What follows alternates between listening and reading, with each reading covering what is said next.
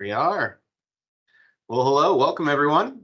Welcome to the MultiView webinar here on thriving without cookies and how to continue with confidence. My name's Tim Safaridis. I'm Vice President of Client Services here at MultiView, servicing anything on the client-facing side of the MultiView business.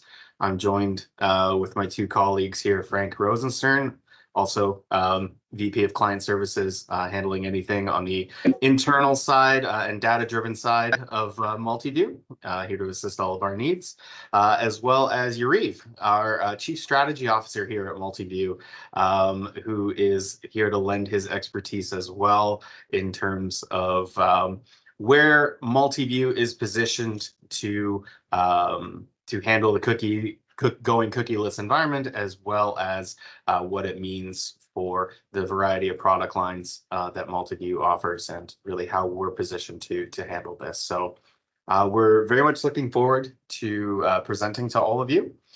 We do have a Q&A section available during this webinar, so please feel free to post any of your questions. We have a couple of breaks set for Q&A. I'll be monitoring the Q&A portion for all of you, and we will take some breaks to answer those. So without further ado, I think we are going to dive right in to our presentation here on thriving without cookies. So Frank and Yariv, I'm going to turn it over to you both to kind of go over our agenda, the state of cookies. Again, like I mentioned, Q&A, how this is going to affect us, MultiView's approach, and again, another area for Q&A. All right, so I'll take the first half of this, where we are with cookies, and give a bit of background as well. So let's move forward a bit. So what is a cookie? Just to level set and set the tone, so we're all talking about the same thing here because there's a lot of conversation. A cookie is essentially a small file that is placed on the user's browser when they visit a website. The cookies initially were created to allow publishers to provide a more personalized experience for people who visited their website and then left and came back. It allowed the site to identify this browser as a returning user and therefore adjust the experience to something that user was, perhaps more interested in. So, if they tend to be interested in a specific section on the site, or if they have settings on the site, then the cookie allowed the site to recognize that visitor is a returning visitor and the associated habits and behaviors they had on that site, and then optimize the site to their needs. And that created a better experience. That's the initial use of cookies. And then it expanded from there. When cookies, at some point, people realized could be used for advertising. So if I know some information about a person, I can show them ads based on their past behavior and what interests they exhibited that could be monetized. So sites, especially media sites, started using their cookies to identify users' behaviors and then give them personalized ads on their particular website. I'm talking about in the 90s here. And then, going into the 2000s and beyond, cookies started to become something that is the infrastructure of digital advertising, which experienced explosive growth. For the most part, ad networks use cookies in order to identify people, not people per se. A cookie doesn't allow identifying a person by name or who they are, but just the fact that there is some data associated with their previous browsing behavior. And so networks started to use this within their network, they started providing advertisers with the ability to target people based on their behaviors and interests across the network. From there, it evolved to an area where cookies were started to being deployed on users' browsers by companies who were not the media company or the publisher or the brand that the user came to visit. So just to level set, people say first-party cookies, second-party cookies, and third-party data or cookies, just so we're level setting. We're looking at this from the perspective of the brand, the advertiser. If you look at it from the perspective of the advertiser, then I place a cookie on a person that came to my website. So when they come back, I can give them, personalized experience. I can use this for my analytics, etc. Second party data is data that is related to, it comes from my publishing partner. So if I'm an advertiser and I want to advertise, buy media, say on ESPN, then I can use ESPN's data through a partnership and a relationship. I can use ESPN's data to target specific people based on ESPN's data. That's second party data for me as a brand. Third party data or cookies is essentially placed by companies who are not the publisher or the brand. There are companies that do data aggregations. If you want an example, think of MasterCard. MasterCard know people across for a variety of reasons, and they can use the data to target people across domains. They see people's behaviors and purchases and stuff like that across a variety of domains. And so they can also provide data for advertising targeting. That's third-party data, because the user doesn't know what the data that was used to target them with ads. It could be the brand's information, it could be information that came from the site, or it could be from third parties. So that's hopefully that clear that piece of what cookies are. Let's go. Oops, skipped one. So third-party cookies became a really big deal. And it allows the internet, like I said, to explode in terms of digital advertising growth. And it was utilized across the board. And what happened is that people started losing control over how that data is used, where the data is coming from. There were no regulations about it. And so concerns started bubbling up in the 2010s. Concerns started bubbling up about who collects people's information online, how it's used, how it's transacted, who makes money on it. And you started seeing big platforms and countries, especially, the landmark regulation in Europe called the GDPR that really changed the way that the rest of the world started looking at data and how data is monetized. And privacy is a much broader spectrum of topic of conversation that we're not going to get into here, but cookies were part of that context. So when privacy concerns started bubbling up in the 2010s, it started putting pressure around how data is used. And there's a lot of scrutiny of who collects our location data, who collects our browsing behavior, how it's used. And when, for the most part, cookies don't allow the user any visibility of what people know about you. And there are hundreds of data brokers over there that collect information about us as we browse the internet.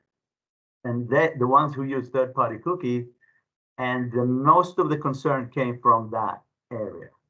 So it doesn't affect publishers' data, it doesn't affect the brand's data, but third-party cookie deprecation specifically affects those companies that do not have direct relationship with the visitors of sites.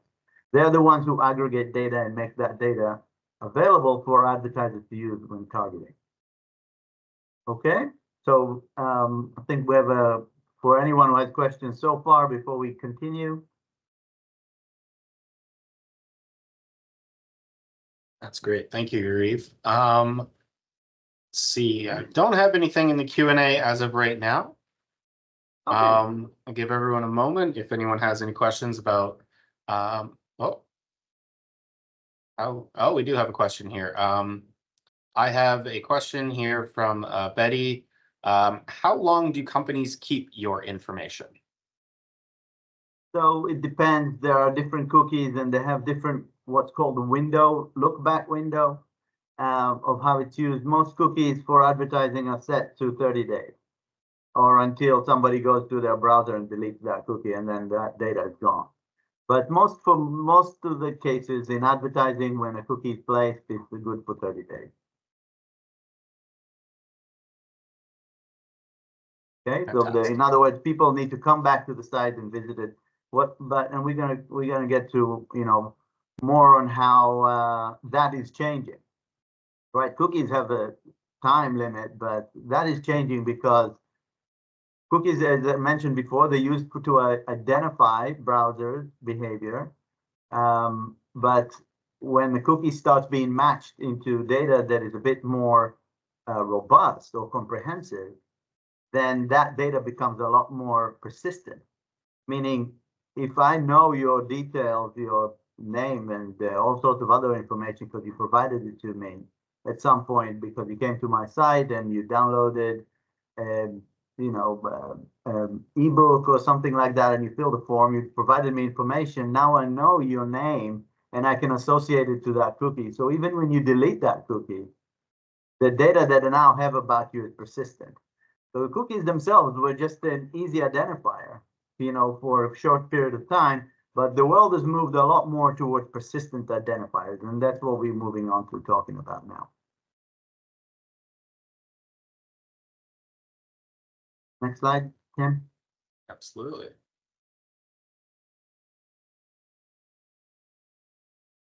Righty, so we're going to go into here how this affects us in business to business. Yeah, so specifically, the short answer is, or it doesn't. And let's get into more detail.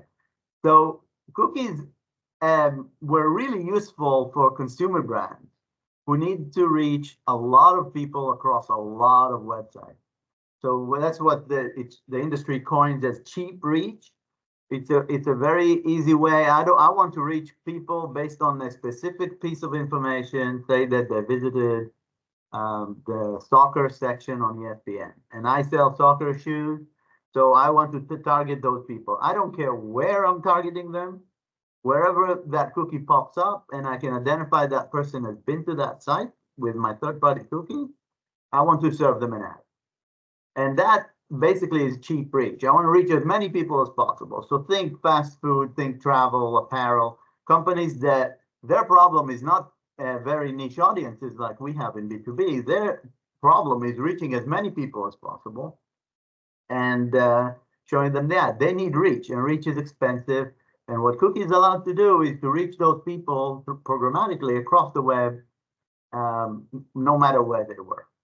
And that in B2B, in contrast, we usually try to target a very small group of people. They're professionals in a specific category, like aviation engineers, or specific neonatal nurses, or something like that is very niche, respiratory care professionals. How do we find those people, right? So those are very small relative to the amount of people that eat pizza. There are very little people who, so the volume of impressions you can serve into this audience is limited, and the ability to target within the new techniques that we're going to get into in a minute is allowing us to manage it. We don't try to blast the internet with ads for our customers who are predominantly business to business. That's not the goal. The goal is to find the right people on the right sites. And Frank can talk more about how we are filtering those sites very aggressively to maintain good quality brand safety for our clients. But in B2B, again, the fact that we are reaching small audiences allows us a lot more flexibility into how we're executing these campaigns, and we are not experiencing any issues at all in delivery of the ads for our customers. Next.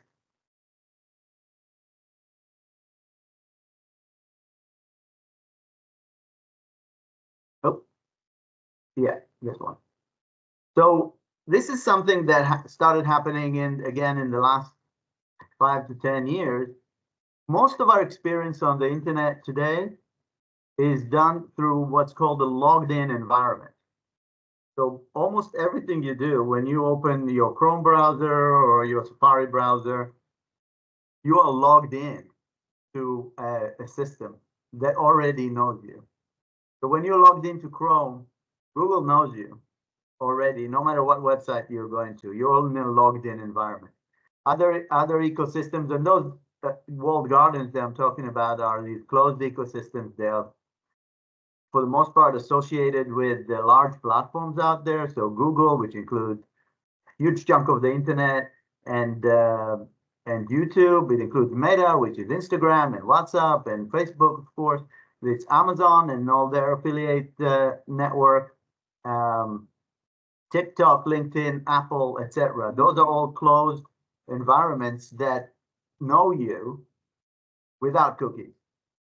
So when you want to target people inside the Googleverse, which is huge, well, you can do this because Google knows you. If you work directly with Google, you can target those people without the need for cookies. And for the most part, since the vast majority of the traffic on the internet is really inside those logged environments, there's always going to be someone who already knows you, and we can work with those people to reach that we don't have to rely on those data aggregators to identify people. LinkedIn, for example, has no need in third-party data to target people because they know who you are from a professional standpoint, as an example.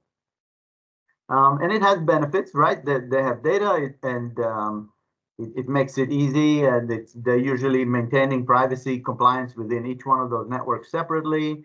We can, it's a different topic of whether it's good for the ecosystem or not, that there are only a few companies that control all this identity, but that's besides the topic.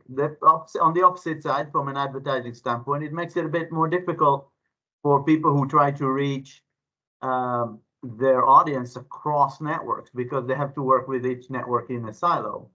But it doesn't stop you. It's just doing things a little differently. It doesn't stop us from targeting.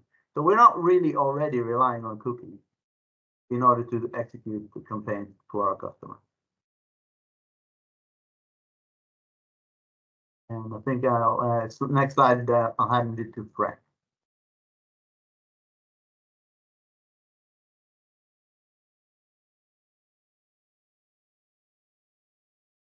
Oop, we lost the slide. Yeah, did my screen go blank to anyone else? Just me. It did, yep.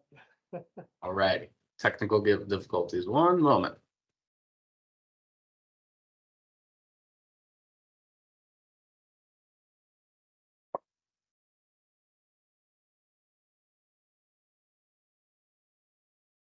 While I'm pulling this back up, we do have a couple of questions that came in the Q&A. So the first one from Carol is about data privacy. So if my data is private, how do I get follow-up emails using my email address and name? Well, there are ways to get your email address and name. You're probably listed in directories like ZoomInfo or Dun & Bradstreet, who either acquired this data somehow, or they at some point, it could be that you went to a conference and you gave your information at the registration, and that conference sold your data to one of those companies. Those companies also scrape data from, believe it or not, I know that ZoomInfo does it. They are offering their customers the services. Basically, you have access to my library of contacts. In exchange, I'm going to scrape all your signatures in your mail server, and they get data that way to populate their database. They're worth billions of dollars because they built that system, but your data exists in those places. And from a privacy standpoint, if you want to be erased from those databases, you can go directly to them. It's not easy because we don't have a federal regulation here, but they are required to allow you the ability to see what they know about you and remove yourself from their databases. But this thing is a whack-a-mole. There are a lot of companies out there that collect information about us. This is really where the uproar is coming from with regards to privacy, that you don't know who knows about you and what they know about you and what they do with this information. And yeah, I think it's time that we had proper transparency around this. But for the time being, you can go directly to either one of those platforms that that basically aggregates information about us and asks to be removed, and they are obligated to remove you. Yeah, it's funny too, because just touching on that, one of the things with LinkedIn is you actually opt in to show your email and your phone number. And so you manually have to go in and opt out of that so that users can't use that information. A lot of times they're doing outreach through LinkedIn. That's one of their main hubs. If you go into Meta, you can actually go in and look at your Meta and download everything that Meta has on you. Same thing with Google. And it would be shocking to see how many files it is. It's thousands upon thousands of files that they know about you. Yeah. And so a lot of people, when you opt into a service, a lot of times it's taking all that information they're gathering and they're continuing to collect on you, but then they're also working with other providers and exchanging that in exchange for other things too. So it's all part of this ecosystem, and that's where the privacy became such a hot topic, because people wanted to know, okay, what's being collected, because the question wasn't being asked 5 years ago. And with GDPR and with everything they did in Europe, that brought the awareness of, okay, what information do these platforms actually have on me? And then that's when, everyone started, Pandora's box was opened. And so now I think we're all starting to backtrack and figure out, okay, what is being collected of us and what are we okay with and what are we not okay with? Yeah, but to that, in that context, again, going back to the conversation here about cookies, they don't need cookies anymore for this. So, they know us through so many different ways that the cookies really are not an issue here. And when it comes to B2B, there are directories out there that a lot of companies use to get their own leads. And we as professionals are all listed there. So just be mindful about that. That's why you get those emails, even without subscribing. Perfect. We got one more question here. My PowerPoint is back up and functional again, so I'll share that here momentarily. But with these changes, what are data providers doing with third-party cookies previously collected? Well, those cookies are going to expire sooner or later. But data aggregators are now in, if you read a lot of the news, it's technical, but they're in hot water. There are the walled gardens that I mentioned before, and then the contrast to that is what's called the open web, which is a whole bunch of publishers and sites that serve ads that rely on cookies for traffic. By the way, most of the sites today are receiving their traffic directly from those platforms that we mentioned. So the traffic comes to, people go to Google or Meta or YouTube or whatever, and then from those portals, they essentially go out to other sites. Now, if you leave the platform environment and you go directly to a website somewhere, then the absence of third-party cookies, you are still going to go with a Chrome browser or a Safari browser or a Firefox or Edge, none of which is going, as of next year, is going to support third-party cookies. So those data aggregators that collected all this information about people, once they lose the ability to associate what they know about you to a cookie, they don't know you anymore. They're really, their business model is in very, very shaky water, and that, for people that want to reach really broad audiences cheaply, that's no longer going to be an option. And if you think of the platforms and how much money they're making on advertising, they're essentially forcing everybody to work through one of them to reach their audiences. The open web, Frank will talk about what the open web response is to this, but it's all about catching the revenue from a publishing standpoint, and the platforms so far are winning. Fantastic. Well, some good questions so far, so let's keep those coming. I am going to share my screen again, and we are going to chat here now about MultiViews' approach to the changes that have obviously occurred and where we are going from there. So Frank, I will let you kick us back off. Awesome. Thanks, Tim. Yeah, so a lot of questions have been, come up with, okay, how are we going to navigate this? What solutions do we have in place? And I think one of the biggest things is, this was brought up 2 years ago. And everyone, once that was brought up 2 years ago, okay, what are we going to do? How are we going to navigate cookieless environment? And this is something where I think it was really good because it started the initiative to really get the industry to kind of put their heads together. Okay, how are we going to find a solution? And the greatest thing about MultiView is we already had a solution before the solution was created.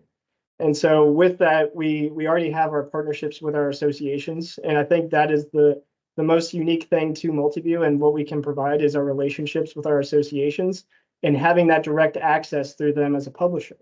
And so you briefly touched on it. The publishers are essentially getting back all their access and all of the things that made them unique and made them have the upper hand on the third-party providers, because that's their data, that's the relationship that they're working directly with the advertisers and being able to know who that niche audience is or exactly who that individual is. And so with MultiView, we've had those in place for 20 years now, and we've continued to build on those association relationships, getting more associations that we're working with and more audiences that those associations are partners with, and essentially who they are. And I think that's been a big thing for MultiView for us, is we've built on that relationship and we've worked together as a collective group with our association partners, but we've also looked into the walled gardens. So we are partners with Google, we're partners with LinkedIn. That's something that we positioned ourselves because we knew this was coming with those walled gardens. And one of the biggest things with them is they know exactly who you are when you logged into their app or even on the website and you're logged into that specific platform. They're going to continue to know how do you navigate and what other sites you're going to. One of the biggest things I think people forget about Google is on the buy side and they're on the demand side. So they actually are not only being able to let you advertise and find inventory and deliver to those individuals, they're also supplying that inventory too. So they have both sides of the pond. And so they're able to connect the two and actually really know who you are throughout the landscape of the web. You look at AdSense is essentially what they call their ad exchange, but it's on almost every major publisher's site. And so Google has their own ad exchange that they can facilitate and help you buy. And so that's one of the biggest things with us is we have that relationship with Google. We also have our association partners where they have their specific websites of users and their members coming to that specific, and any trade professional that would be specific to that audience. And they're coming to learn about news information. They're also getting certification updates. And so that's one of the biggest things is you're constantly seeing those industry professionals, and we know exactly who they are. And so that's been a really big thing. And then also, of course, the relationship that we've had with our DSPs and our DMPs. So you think about DSPs, those are the people that we're buying and we're connecting the dots. We're trying to find, okay, who are these users and where are they at and how are we going to get an ad in front of them?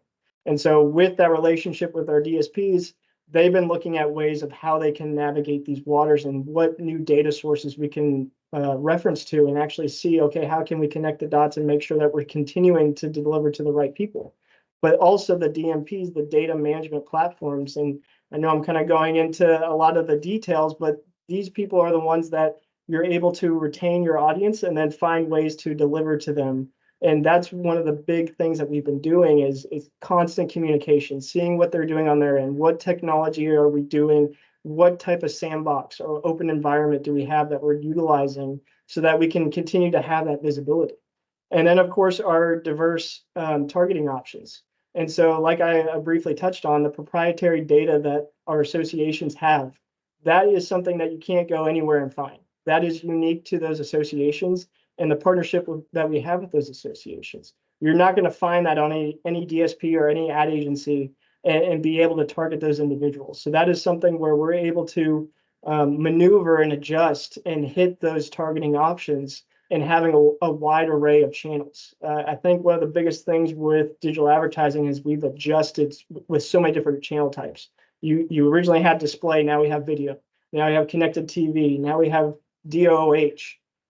Which is, billboards that you're walking through the streets and you're seeing advertising for. These are all different media channels that they've expanded and they've grown. And I think that's something that, it's giving us more options, more ability to stay visible to your audience through any time of the day or anything that they're doing, whether it be on the web or outside and just, navigating or going to lunch. Those are all going to be avenues, or say they go to a trade show or an event. This is something where we're constantly staying top of mind and keeping your brand in front of them. And then the last thing, and I briefly touched on it, is the 20 years of experience. We've been with these associations. We've added different media types. We've also added the programmatic side. And I know we kind of touched on, these are things that third-party data providers are struggling with, but that's something that we've already, with our association partnerships, have solved for through a programmatic effort.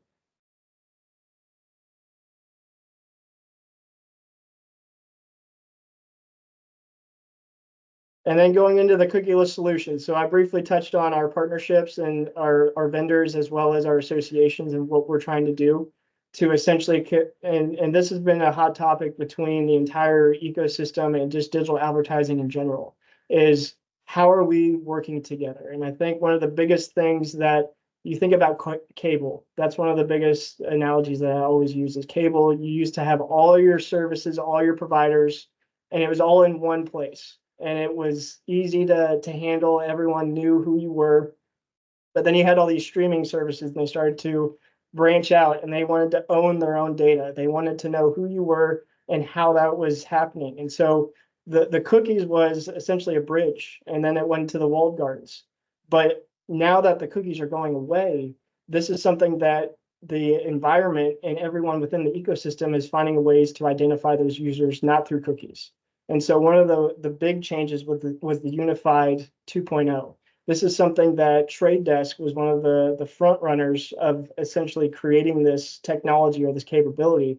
But is what they're doing is they're actually partnering with these browsers and these publishers and finding a way to, okay, how can we collectively unite to continue to find those users? And I think, through cable, we have all these streaming services now that are starting to branch together. So you have Hulu that is part of ESPN, that is part of Disney. You have other ones like Paramount, they're talking about connecting with Peacock. And so now you're getting people to partner together with so that they can keep that visibility through different web or different browsers or different apps that you're navigating through.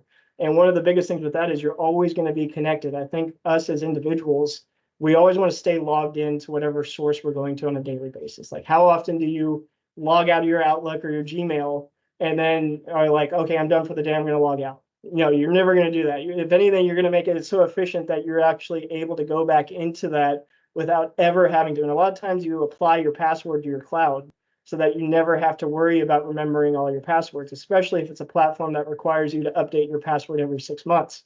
And so these are all ways that they're doing things to connect the dots and partner together within the ecosystem. And the Unified 2.0 is a great example of that approach, as well as what LiveRamp is doing. So they actually partner with Trade Desk and the Unified 2.0 to create an identity graph to know who you are based off what you filled out and where you're in directories. So like anytime you're in a directory and you're putting your personal information, like first name, last name, your email address, where you work, all of that is being compiled through these data providers and essentially these data identities.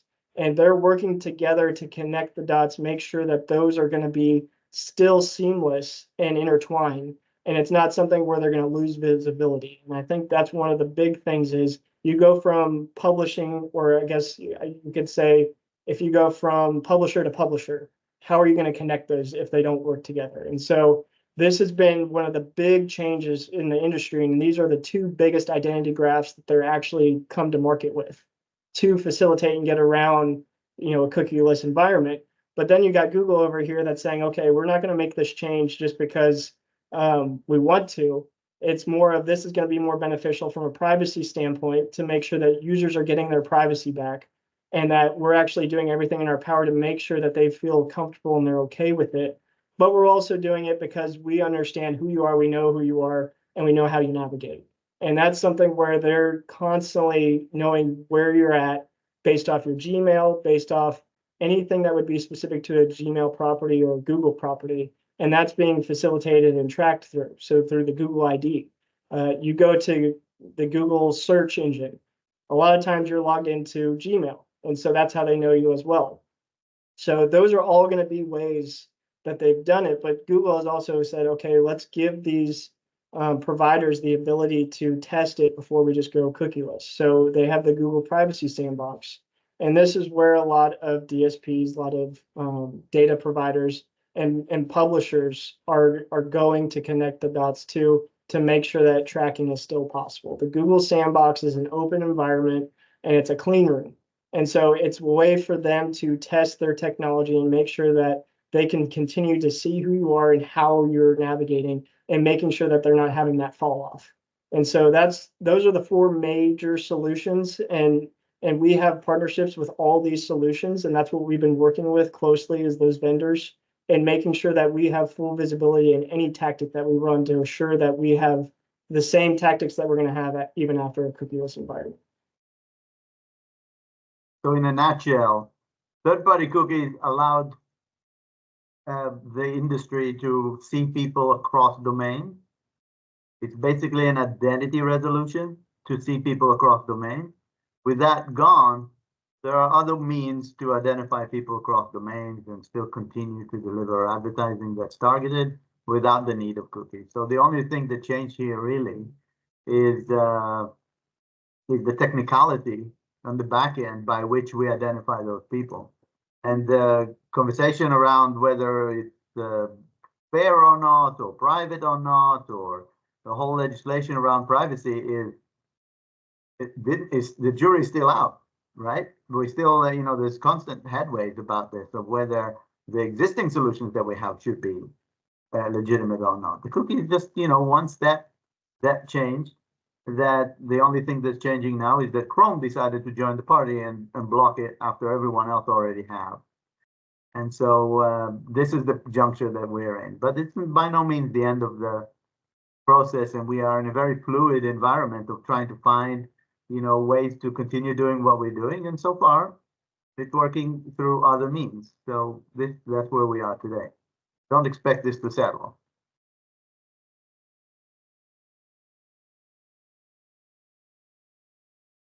And I think one of the big things is we already briefly touched on it is our core solutions. This is something that we're working directly with the publishers, and Yuri kind of touched on that briefly. That was the main thing of knowing who they are and who's coming to their site and being able to stay in front of them. Our first party data and our core solutions through our association partners bridge the gap to where we don't even need a cookie or even need to be able to track them across different domains. To Reeves' point, is we know exactly who they are and how we can get in front of them. And so our association newsletters, those are the subscribers for those members of those associations, which is directly going into their inbox because we know exactly who they are. That's not something where we even need to worry about what domain it's going to. It's going directly into their inbox to where you can get in front of them while they're reading their industry news or articles that are specific to their industry. And so that's one of the biggest, and I think one of the best ways of staying visible to your audience or even getting your brand out there to build awareness. The other thing is going to be the dedicated blast. This is something that a dedicated blast is going directly to that subscriber list, but it's only your brand that's getting in front of them. You're not in a bunch of different articles or other advertisers trying to get in front of them. You're specific to, and you're the focal point of that email. And so this is something that I think is one of the most valuable because it's the best way to make sure the full message is being presented, but it also gives you the ability to stay top of mind and consistently in front of them, providing any updates to your services. Maybe you came out with a new product, or you just want people to know who your brand is and you're relevant to them. And so that's one of the biggest things. The other thing is going to be the association direct placement. So this is directly being put on the association's website so that when those members are going to their site, you're staying in front of them. And these are all solutions that don't rely on a cookie. These are all direct placements and they're all directly related to the associations. And so that's one of the biggest solutions. It's precise first party data, and it's going to keep you top of mind and it's the most accurate, cleanest data that you can get. A lot of things with the third-party data providers, it's them compiling as much information as they can get, but they are mixing and matching data. They're not, taking the cleanest data that they know. LinkedIn, they're one of the best from a B2B standpoint because you provide all that self-declared information. This is another way of getting that clean data that we provide that you can't get anywhere else. And then the other ones are the association site retargeting and the Briefs Plus. And this uses that technology of the retargeting, but from everything that we've gathered and everything that we've discussed prior to this, and all of our different vendors and all of the communication of the identity graphs, that's not going to change. We're still going to be able to hit those users without having any problem. And so I think that's always been the concern. Well, retargeting is going to go away. How are you going to continue to retarget individuals? That's not going to be a problem because of these identity graphs and these solutions that we're working with, not only with our vendors, but in the ad environment in general. This is something that will continue to have visibility, will continue to have solutions. And I think going over the timeline of all the different things that have happened, Safari and Firefox, they've been on a cookieless environment for years now. And we've never had issues still delivering to those browsers.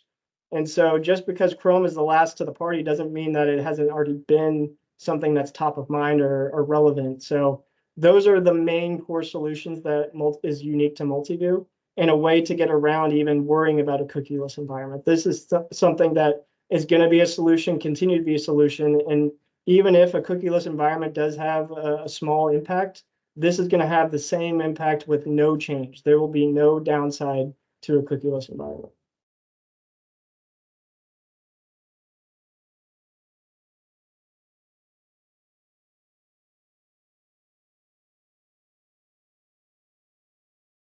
Okay. All righty. So our last bit of Q&A here available to anyone else who may have some questions or comments on what we've chatted about here today. Thank you both, Yariv and Frank, for obviously your insight and confidence in obviously the MultiView offerings and how we've positioned ourselves. I think this sheds a lot of light on what has been a very lengthy topic in the ad industry, and I think has provided a lot of advertisers with a lot of uncertainty and maybe just a lot of confusion. I think this has done a very good job in helping kind of clarify that.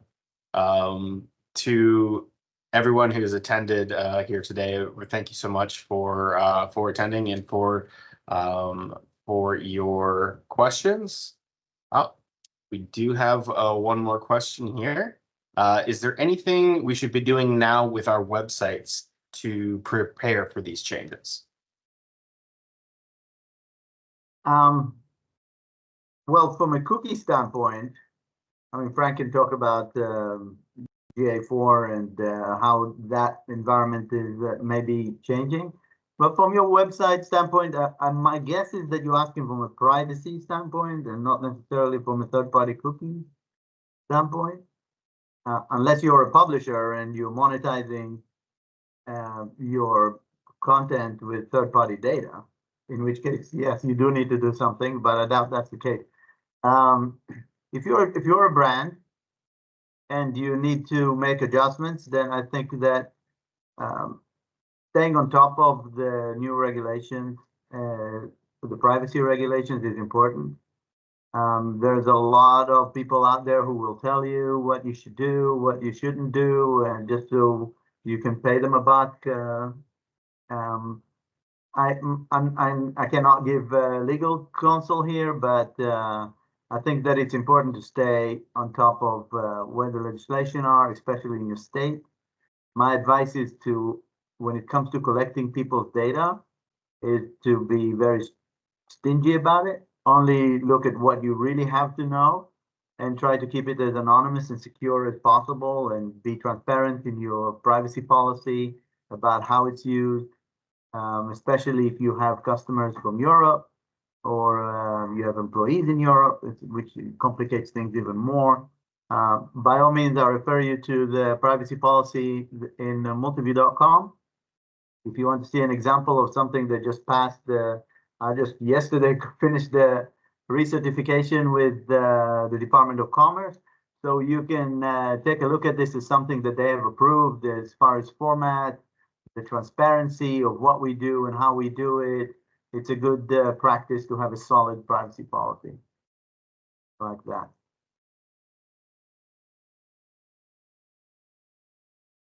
Fantastic. And another thing, just to add to that, don't hesitate for any of you who are working with MultiView currently, and those of you who may not be working with MultiView currently, to reach out with questions.